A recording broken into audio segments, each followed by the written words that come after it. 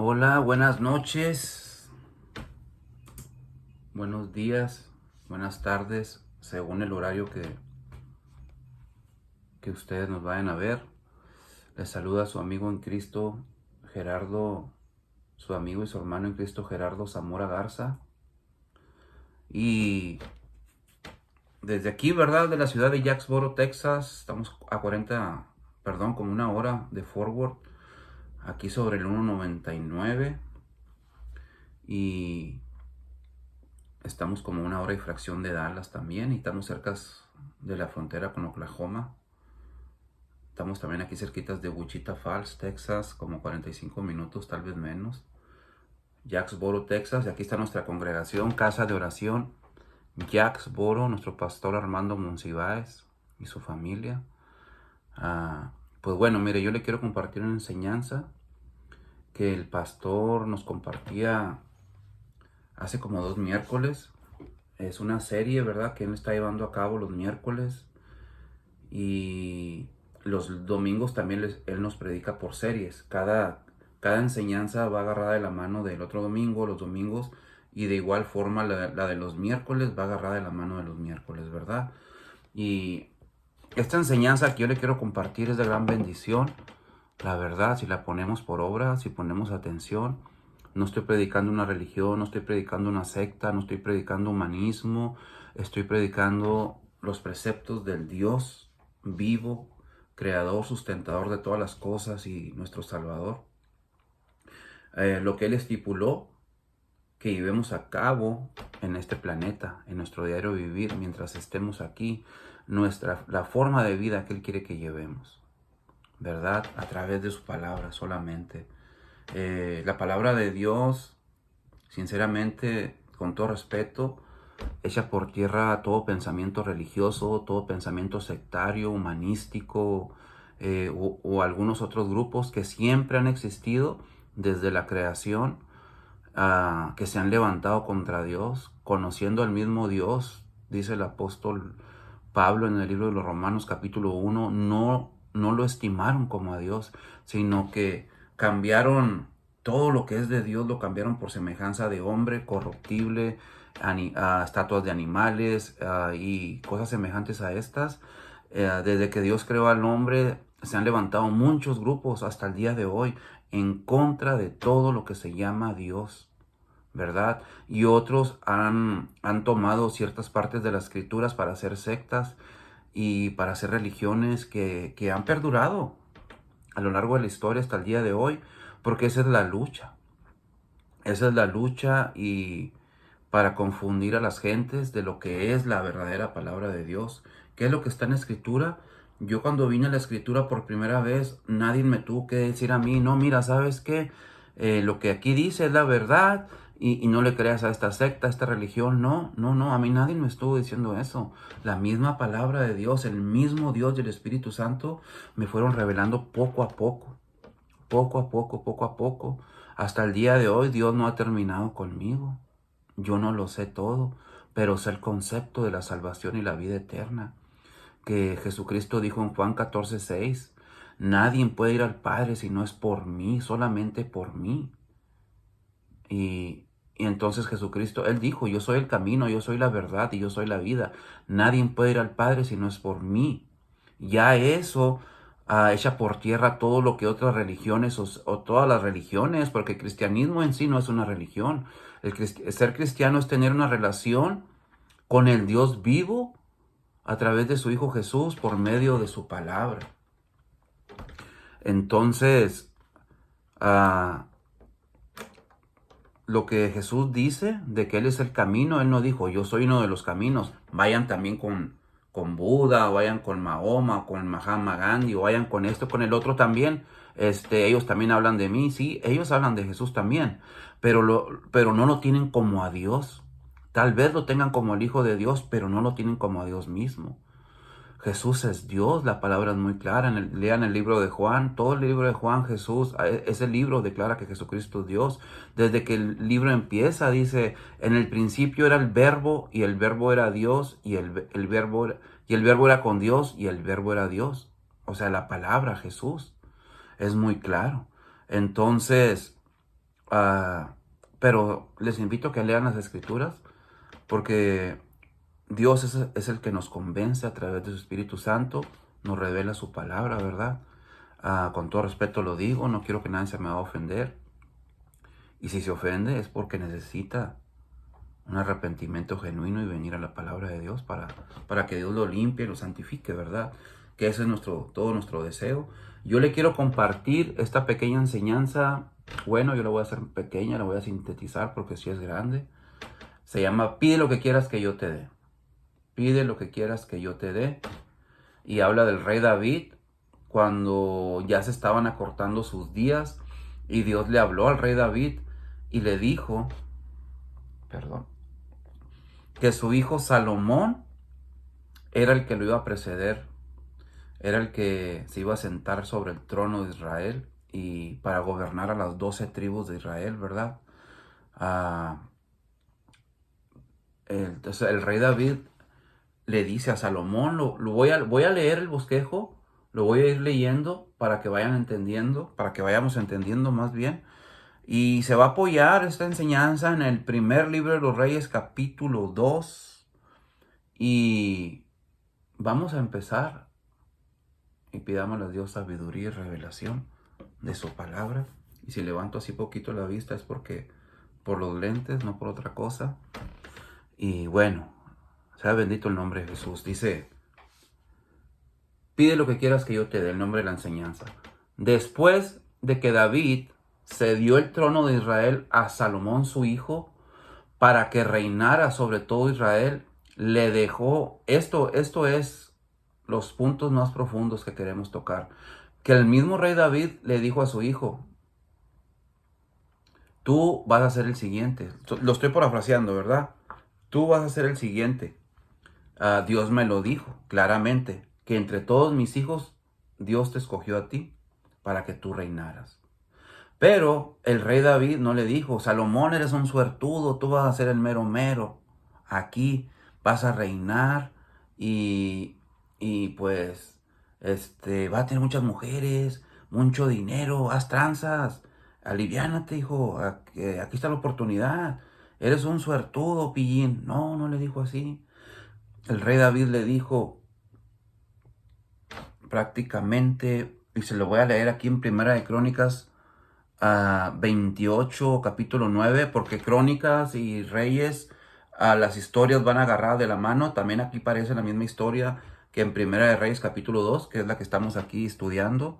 David le dice a Salomón su hijo, cuando lo entrega, cuando le entrega el trono, le dice, y tú, Salomón, hijo mío, reconoce al Dios de tu Padre y sírvele con corazón perfecto y con ánimo voluntario. O sea, le está diciendo, cuando le dice con ánimo voluntario, no le sirvas a la fuerza, no le sirvas por religión, no le sirvas porque otros te están diciendo, órale, tienes que hacerlo. No, tiene que ser con amor.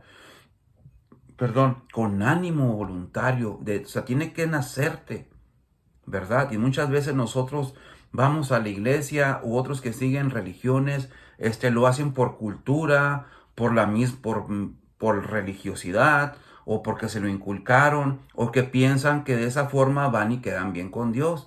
Como mucha gente dice, voy a la iglesia para ir a agradecer a Dios. No, no es así. El rey David le está diciendo, reconoce al Dios de tu padre y sírvele con corazón perfecto. O sea, sin mancha, sin arrugas, sin ocultismo, sin eufemismo. O sea, no le trates de ocultar nada a Dios. Si sientes que algo no está bien en tu vida, dile, Señor, límpiame, Señor, hice esto, hice lo otro, dije aquello, hice tropezar a un amigo, a un hermano, estoy en pecado, límpiame. Dice, con corazón perfecto y con ánimo voluntario. Ahora, ¿por qué? Esto que estoy parafraseando. Dice, porque Jehová Dios entiende todo intento de los pensamientos. O sea, antes de que nosotros nos acerquemos a Dios, Dios ya sabe lo que traemos en el corazón. Si estamos sucios, espiritualmente hablando, en pecado, o si venimos con Él ante su presencia con intenciones de peticiones para nuestros deleites, para gastar en nuestros deleites y no para las cosas que nos llevan a la vida eterna. Dice, porque Jehová escudriña los corazones de todos y entiende todo intento de los corazones, de los pensamientos. Dice, si tú le buscas, lo vas a hallar con ánimo voluntario, le dijo el rey David, y con corazón perfecto. Dice, mas si lo dejares, él te desechará. ¿Se fijan cómo el rey David no apapachó a Salomón, que le dijo, mi hijo, tú vas a ser el heredero, tú vas a ser el mero bueno, haz como te plazca, haz feria, haz lana? Ellos ya tenían dinero, pero el rey David, el dinero que él tenía era bien habido, ¿verdad? Porque él tuvo un corazón perfecto delante de Dios, peleó muchas batallas por el pueblo de Israel, comandadas por Dios. Estuvo en pecados muy fuertes, muy graves, por los cuales casi pierde su vida. El rey David también, su reinado, su familia, perdió muchos hijos y casi pierde su vida a causa de la desobediencia que él tuvo delante de Dios. Desobediencia, perdón, perdón. Pero el rey David, a Salmo 51, ahí está el arrepentimiento del rey David. Léanlo. Le fue como en feria, pero Dios lo levantó porque él reconoció su mal. Dios mandó al profeta Natán a la vida de David y le dijo, tú has hecho esto, esto y esto y esto. Y Dios quiere perdonarte. Haz lo que tengas que hacer delante de Dios. Y el rey David se arrepintió. Dios lo confrontó de una forma muy tremenda, muy poderosa. Y Dios lo levantó al rey David, lo perdonó, lo restauró, pero le vinieron muchos males a causa de su pecado. Perdió varios de sus hijos. Un hijo de él violó una hija de él. O sea, algo bien tremendo. Él abrió puertas a los demonios por causa de su pecado. Tuvo que pagar el precio, pero Dios lo restauró, Dios lo perdonó y caminó con Dios en integridad. Por eso él le dice a Salomón, reconoce al Dios de tu padre y sírvele con corazón perfecto, con ánimo voluntario, porque Jehová escudriña los corazones de todos y entiende todo intento de los pensamientos. Si tú le buscares, lo hallarás, mas si lo dejares, él te desechará para siempre. En Primera de Reyes capítulo 2, del 1 al 4, se lo voy a parafrasear, es la misma escena. Cuando David sintió, se lo voy a parafrasear, sintió que ya pronto iba a morir, le ordenó a Salomón su hijo que se esforzara en las cosas de Dios y que pusiera por obra lo que está escrito en la ley de Moisés, o sea, en el Antiguo Testamento, observando sus estatutos y mandamientos, decretos y testimonios, o sea, todo lo que está escrito en la palabra. Dice, observa lo que está en la palabra, Salomón. Jesucristo lo dijo de esta forma en el Nuevo Testamento. Dijo, escudriñar las escrituras porque a ustedes, dijo, les parece que ahí está la vida eterna. Y la palabra escudriñar significa hacer pozos, escarbar, fijarte, interesarte por ella. Cavilar, meditar en lo que está uno leyendo y estudiando y preguntarle a Dios, ¿qué me quieres decir, Señor? ¿Qué significa esto? Y el Señor le va revelando a uno. Las personas que se dedican a sacar petróleo de la tierra, cuando ellos están escarbando para buscarlo, no lo encuentran a 10 metros. Tienen que escarbar muchísimo para sacar ese precioso oro negro.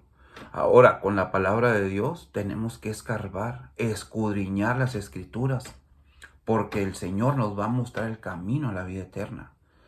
¿Me entiende? Por eso el rey David le dice que observa, Salomón, la palabra, obsérvala, con mucho cuidado, sus estatutos y sus mandamientos, sus decretos y sus testimonios, o sea, la palabra de Dios. Voy a continuar aquí con la enseñanza. Es algo tan precioso y tan poderoso, y todo esto lo tenemos que llevar a cabo en nuestra vida. No es fácil, pero Dios nos da la gracia, porque no es fácil darle la espalda al pecado, a todo lo que se llame pecado, pero es por gracia y es por fe. Cuando estamos en situaciones muy apretadas, que no queremos traicionar a Dios, Dios envía su gracia, porque nosotros tenemos fuerzas humanas para otras cosas. inteligencia para negocios, para trabajar, para estudiar, para el diario vivir, para trabajos duros, para trabajos que son con la mente, pero no tenemos fuerzas espirituales para decirle no a todo lo que Dios aborrece, al pecado. Pero la gracia de Dios a través de su palabra nos capacita. Dice, voy a empezar otra vez. Dice, después de que David se dio el trono de Israel a Salomón su hijo para que reinara sobre todo Israel, le dejó indicaciones, como les dije ahorita. No lo apapachó, no lo felicitó diciéndole, no, hijo, tú acá, el mero bueno, el heredero, no. Dice, le dejó indicaciones y cláusulas de parte de Dios, conforme a la voluntad de Dios, para que reinara, para que gobernara con rectitud, con equidad, con juicio. Y todo esto está en Primera de Reyes, capítulo 2, del 1 al 4, lo que les acabo de leer. Y también en Crónicas, Primera de Crónicas, búsquenlo 28, capítulo 28, verso 9. Y David le dice, guarda, obedece, que es lo mismo. Y también le dice, hay una promesa, si tus hijos guardaren, le está advirtiendo. Dice, si tus hijos también guardaren, ahí lo van a encontrar todo en la escritura. Guardar igual advertencia. Le está advirtiendo lo que tiene que hacer. El rey David, cuya vida fue un ejemplo de obediencia no perfecta. Pero como decía ahorita, Dios lo restauró porque él reconoció su mal. Entonces David dio un consejo muy bueno a su hijo Salomón. Ahora, ojo, un buen consejo se da, pero se acepta, o se rechaza. Se acepta o se rechaza. Y yo muchas veces que hablo con mis amigos que no son cristianos, con los que yo me juntaba, con los que yo hacía esto, lo otro, todas las cosas que a Dios desagradan, aunque el sistema del mundo diga que son cosas buenas o normales o que no hay problema, porque siempre se han practicado, ¿verdad? Con los que yo tomaba, con los que yo fumaba y otras cosas que tan desagradables, ¿verdad? Que no es necesario hablar, que Dios me ha librado de todo eso. Yo platico con mis amigos de vez en cuando y yo los escucho, trato de no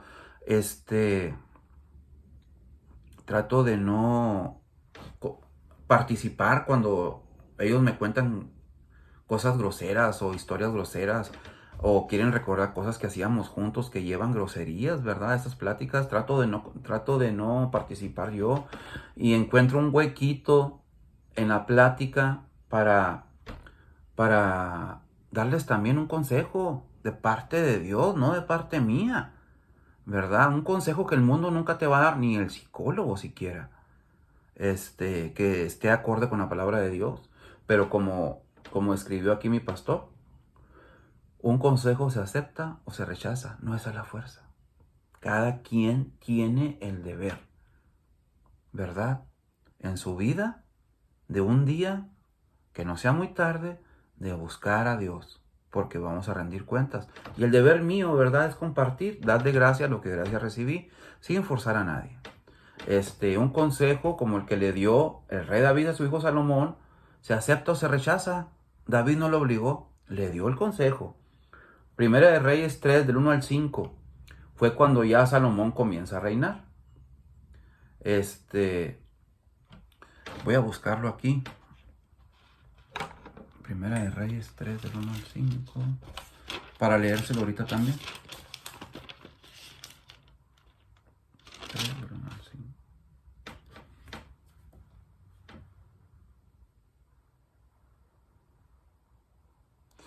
Ok. Dice, Primera de Reyes, esta historia se encuentra ya el segundo párrafo de la historia que estamos aquí, ¿verdad?, enseñando. Primera de Reyes 3, del 1 al 5. Dice, cuando comenzó a reinar Salomón, era relativamente joven, comparándolo con lo contemporáneo, con los reyes de ese tiempo, ¿verdad? Se cree que tenía 20 años más o menos, un joven muy inexperto. Por eso su papá lo aconsejó. Pero Salomón tenía consejeros a sus 20 años para que lo ayudaran a gobernar. Pero Salomón hizo algo inmediatamente, empezando a gobernar, que él sabía que en la palabra de Dios que ellos tenían en el Antiguo Testamento, pues el Nuevo Testamento es de Cristo para acá, prácticamente de los apóstoles para acá, pero ellos tenían la palabra también que fue dada a los judíos, y ahí decía que ningún judío se debería de casar con una mujer no judía, de otra nación. Y Salomón se casó con la hija de Faraón, rey de Egipto, empezando a gobernar muy joven, para hacer una alianza, para establecer un tiempo de paz, según las costumbres de los diferentes reinos de aquellos tiempos. Y aunque esta unión traería una relativa paz, el casamiento con mujeres paganas ya estaba prohibido por Dios en la ley mosaica, en la ley de Moisés, en el Antiguo Testamento, ya que sería el comienzo de su caída. Porque Salomón, si usted estudia su historia, se va a dar cuenta que se fue desviando de una forma muy tremenda, sabiendo la palabra de Dios. Por eso estamos compartiendo esta historia, para que no nos suceda a nosotros, ¿verdad? Dios les prohibió que los israelitas se casaran con mujeres que no eran israelitas. ¿Por qué? Porque Dios quería santificar a Israel, porque era un pueblo rebelde, igual que todos los pueblos, o hasta más rebelde. Dios les dijo, no practiquen la brujería, no practiquen los horóscopos, está en la Biblia, no lo digo yo. Dios prohibió eso. No practiques la lascivia, sexo con animales, el casamiento con tu hermana o con tu hijo, o ese tipo de cosas, ¿no? Se me va el nombre ahorita, tiene su nombre. Dios quería limpiarlos a ellos para hacer una nación santa, un pueblo santo.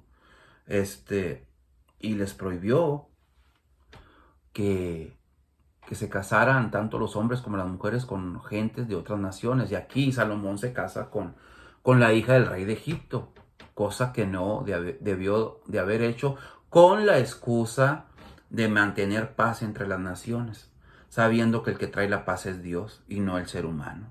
¿Sí me entiende? Es algo muy, muy tremendo. Y él también lo quiso hacer pues para hacer prácticamente como tratados de libre comercio. Comprar, vender, exportar, ¿me entiende? Introducir mercancía a Israel y llevar a otros lugares, y tener una supuesta paz buscada por el hombre, no por Dios. Entonces, está comenzando en esta parte de la historia Salomón a reinar, ¿verdad? Y lo interesante también de esto es que Salomón, bueno, Dios se le aparece en un sueño para decirle, esto está en Primera de Reyes, capítulo 3. Dice, verso 1, Primera de Reyes, capítulo 3, verso 1. Se lo voy a leer para que vamos entendiendo. Salomón se casa con la hija de Faraón. Salomón hizo parentesco con Faraón, rey de Egipto, pues tomó la hija de Faraón y la trajo a la ciudad de David, o sea, Jerusalén. Entre tanto que acababa de edificar su casa, la casa real y la casa de Dios, o sea, el templo, y los muros de Jerusalén alrededor. Hasta entonces el pueblo sacrificaba en los lugares altos, porque no había casa edificada al nombre de Jehová hasta aquellos tiempos. Mas Salomón todavía estaba bien delante de Dios, por así decirlo. Amó a Jehová andando en los estatutos de su padre David. Solamente sacrificaba y quemaba incienso en los lugares altos. Iba el rey a Gabaón, porque aquel era el lugar alto, o sea, eran como montañas. Allá sacrificaban holocaustos a Jehová. O sea, sacrificaban becerros, sacrificaban corderos, porque así lo estipuló Dios en el Antiguo Testamento. Pero cuando sacrificaban un becerro o corderos o otro tipo de animal, era permitido por Dios, porque eso significaba aquel que iba a venir para hacer el sacrificio final, el Cordero de Dios. Eran solo sombras y figuras.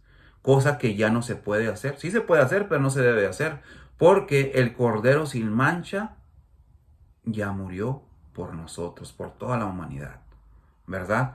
Lo que hacían en aquel tiempo de sacrificar animales tipificaba lo que iba a venir en un futuro. Ellos ya lo sabían, que iba a venir un Salvador y que ya no iban a tener necesidad de más sacrificios. Entonces todo esto era permitido por Dios, ¿verdad? Dice, y se le apareció Jehová a Salomón en Gabaón, o sea, cuando andaba sacrificando a Salomón animales, derramando su sangre y todo, que, que, que tipificaba el Cristo que había de venir. Dice que se le apareció Jehová Dios a Salomón en Gabaón una noche en sueños y le dijo Dios, pide lo que quieras que yo te dé. Y Salomón le dijo, tú hiciste gran misericordia a tu siervo David mi padre, porque él anduvo delante de ti en verdad, en justicia y con rectitud de corazón para contigo. Y tú le has reservado esta tu gran misericordia, en que le diste hijo que se sentase en su trono, como sucede en el día de hoy. O sea, Salomón está diciendo, tú le hiciste esa misericordia a mi padre y me escogiste a mí para que yo me sentara en el trono. Ahora pues, Jehová Dios mío, tú me has puesto a mí, tu siervo, por rey en lugar de mi padre. Y yo soy joven y no sé cómo entrar ni salir. Fíjese lo que dice Salomón. Señor, tú me escogiste a mí, yo soy joven, no sé cómo hacerle. Cuando él dice, soy joven, no sé cómo entrar ni cómo salir, significa, no sé cómo hacerle. No sé cómo hacerle para gobernar tu pueblo. Estoy falto de sabiduría. Quiero hacer un paréntesis. Salomón pudo haber gobernado de una forma corrupta. Pudo haber robado al pueblo, esclavizarlo, o entretenerlo, como lo hacían antiguamente los romanos en el Coliseo, que se acuñó una frase que hasta la fecha del día de hoy se utiliza, que es pan y circo. Cuando los romanos, los ciudadanos romanos se levantaban contra el César para hacer manifestaciones para decir, oye, nos falta esto, nos falta el otro, ¿qué onda? Un ejemplo en este tiempo, ¿no? No tenemos agua potable, no tenemos luz en nuestras aldeas, ¿qué onda? Necesitamos ayuda. El César romano lo que hacía, les hacía 2, 3 semanas de fiesta en el Coliseo romano, comida, bebida, y hasta metía a cristianos para que se los comieran los leones. Y era lo que hacían con los cristianos en ese tiempo. Eran la diversión máxima del Coliseo romano muchas veces. Y los entretenía, los entretenía. El César entretenía a la gente en vez de darle lo que realmente necesitaba. O sea, hacía un gasto no muy grande para quedarse con lo grande. Invertía algo para callarles la boca y de vez en cuando les daba un lonchecito, una comida, o les regalaba una casita o dos por ahí, pero no era nada. Eso no era nada. Y lo que trato de decir que Salomón pudo haber hecho lo mismo, por eso le dice a Dios, yo soy joven y no sé cómo entrar ni cómo salir. Dame sabiduría, en otras palabras le está diciendo. Dice, y tu siervo, o sea, Salomón, está en medio de tu pueblo, el cual tú escogiste, o sea, Dios escogió el pueblo de Israel, dice, el cual tú escogiste, un pueblo grande que no se puede contar ni numerar por su multitud. Da pues a tu siervo corazón entendido para juzgar a tu pueblo y para discernir. O sea, le está diciendo, dame un corazón sabio para discernir y para juzgar a tu pueblo y discernir entre lo bueno y lo malo. Porque ¿quién podrá gobernar tu pueblo tan grande? Y luego dice, y al Señor Dios le agradó lo que Salomón le pidió. Y le dijo Dios, porque has demandado esto y no pediste para ti muchos días, ni pediste riquezas, ni pediste que te traiga la vida de tus enemigos a tus pies, ¿verdad? Queriendo decir, sino que demandaste para ti inteligencia, para oír juicio. ¿Cuál juicio? ¿El de las naciones? No. ¿El del gobierno de México o el del gobierno de Estados Unidos? No. El juicio de Dios, la palabra, gobernar. Salomón pidió gobernar con sabiduría, con la palabra de Dios. Dice, he aquí, le dice Dios, ya lo hice conforme a tus palabras. Dice, he aquí, te he dado corazón sabio. Haz de cuenta que le está diciendo, te lo concedo. Y entendido, tanto que no ha habido antes de ti otro como tú, ni después de ti se levantará otro como tú. Y aún también te he dado las cosas que no me pediste, riquezas y gloria, de tal manera que entre los reyes ninguno haya como tú todos los días de tu vida. Y si anduvieres, ahí van las cláusulas, ahí van las cláusulas. Dios no es la lámpara de Aladino. Dice, y si anduvieres en mis caminos, guardando mis estatutos y mis mandamientos, como David anduvo, dice, yo alargaré tus días. Dios le agradó la petición a Dios le agradó la petición de Salomón, que no pidió riquezas, que no pidió famas, que no pidió ser el youtuber de moda, el de más likes y más vistas. A Dios le agradó que Salomón no pidió ser el mejor cantante para ganar Grammys y ser aplaudido en todo el mundo. No, Salomón le dijo, Señor, estoy falto de sabiduría. Le dijo, yo puedo gobernar de una forma corrompida y hacer un socialismo y un comunismo. No, no, Señor, pero yo quiero agradarte. Dame sabiduría, Señor. ¿Y sabe que esa debe ser nuestra petición? Esa debe de ser nuestra oración, con humildad, con sinceridad, transparencia, decirle, Señor, soy esto, ayúdame, Señor. Cambia mi vida. Dame sabiduría para gobernar a mis hijos, para no guiarlos al mal, para no mostrarles los vicios, al menos que no los aprendan de mí, ¿verdad? Porque hay de aquel que haga tropezar a un niño, dijo Jesús. Dame sabiduría para gobernar mi negocio, para ser limpio, claro y transparente y ser justo con mis empleados, no robarlos, no hacer corrupción con ellos, no aprovecharme de ellos, ¿verdad? O si eres pastor o líder tienes un cargo en la iglesia o algo, ¿no? También, dame sabiduría, Dios, porque estoy de maestro con los niños, con los jóvenes, o cosas similares. Y a Dios le agrada este tipo de oración. Y claro, cuando tengamos luchas y pruebas, y cuando tengamos dificultades y que nos haga falta la salud, una enfermedad, o que nos está yendo mal en el trabajo, o que nos hace, o que tenemos que agarrar un nuevo trabajo, ¿verdad? O en tu negocio, Dios también nos ayuda. Dios hace milagros. Siempre y cuando Dios vea, porque aquí en Segunda de Crónicas, lo que leímos ahorita, que le dijo el rey David a su hijo Salomón, Dios conoce los intentos del corazón. Él sabe los pensamientos cuando nos los acercamos. ¿A qué venimos? ¿Qué queremos pedirle? ¿Verdad? Y Él quiere que se lo pidamos, pero con un corazón sincero, sin tapujos, sin eufemismos, sin ocultarle nada. Como el apóstol Pablo le dijo al joven Timoteo, dijo, procura estar delante de la presencia de Dios como un varón con diligencia, dijo, y aprobado. ¿Por qué aprobado? O sea, si traes algo que no está bien delante de Dios en tu corazón, cometiste un pecado o varios, o se te acumularon ya, antes de que vengas a pedirle a Dios, dile, sinceramente Dios, no te puedo mentir, límpiame, purifícame. He hecho esto y esto y esto y ya no lo quiero volver a hacer, dame las fuerzas. Dios te purifica, Dios nos purifica, ¿verdad?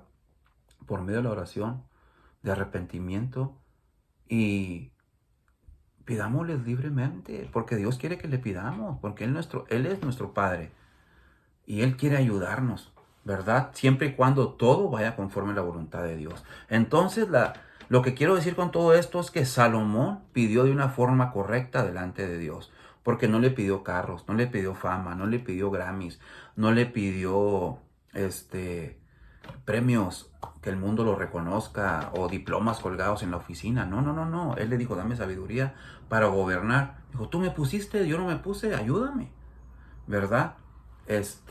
Vamos a continuar.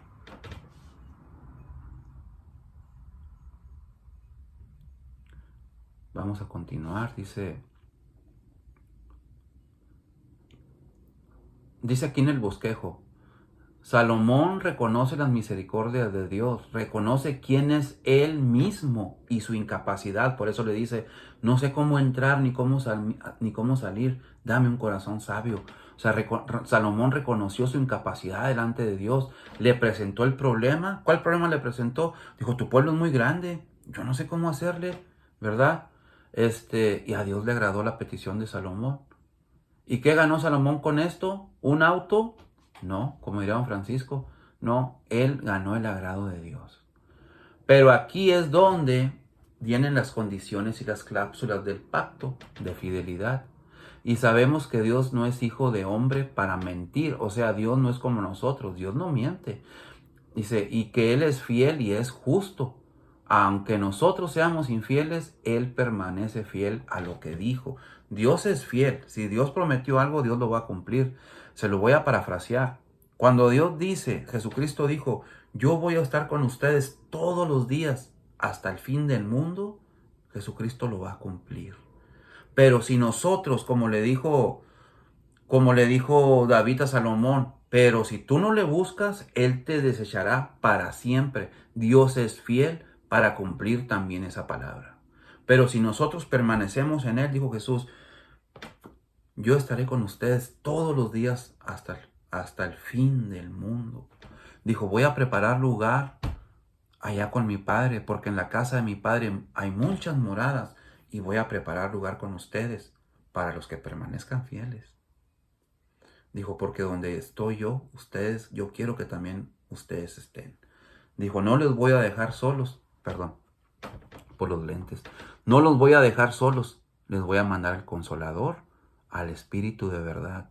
Él los guiará a toda justicia y a todo juicio, que es su palabra. O sea, el Espíritu Santo, por medio de Dios, de su Hijo Jesús, nos va a guiar a toda justicia y a toda verdad, que es su palabra. Era cuando Jesús estaba despidiendo, avisando que él tenía que partir, que lo iban a crucificar, pero que iba a resucitar al tercer día y que la presencia de él iba a estar aquí en la persona del Espíritu Santo, ¿verdad? Sé que hay muchas sectas y religiones que se dicen ser cristianas que no creen en esto, no me interesa. Aquí está en la Biblia, ¿verdad? A mí me interesa lo que diga la palabra de Dios y no lo que se le ocurrió a un hombre por no entender la palabra y formar una secta y enseñar eso, ¿verdad? Mis respetos, pero sí, el Espíritu Santo es Dios y está en la tierra. Dios está en todas partes a través de su Espíritu. Dios es Espíritu. Por eso tenemos que adorarle en espíritu, dice la palabra. Él dice, y Él permanece fiel a lo que dijo. Si le negáremos, Él también nos negará. Es una promesa y Él la cumple. Si fuéramos infieles, Él permanece fiel. Él no puede negarse a sí mismo. Ahora veamos aspectos de la sabiduría. Aquí es donde queremos llegar. A la sabiduría que el rey Salomón recibió de parte de Dios. Ahora veamos aspectos de la sabiduría para distinguir la sabiduría de lo alto, la que viene de Dios, y la sabiduría humana. La sabiduría de lo alto se distingue de la del mundo. Un momento. La sabiduría de lo alto, o sea, la que viene de Dios, se distingue de la del mundo cuando involucramos a Dios. La del mundo es la natural, dice el apóstol Santiago, la terrenal, la animal y la diabólica. Ahorita les voy a decir por qué, calmados. Algunos creen que es la que se lleva sobre los hombros, o sea, en la cabeza, la sabiduría. Oh, yo soy bien inteligente porque mis papás eran bien inteligentes y saqué la inteligencia de ellos. Dice, y no es así. Eso es simplemente, puede ser conocimiento o inteligencia y también puede terminar en astucia, ¿verdad? Un ejemplo rápido es como, pues, hay personas que son muy buenas para los números, en la escuela son los primeros lugares siempre y gloria a Dios por eso, qué bueno, ¿verdad?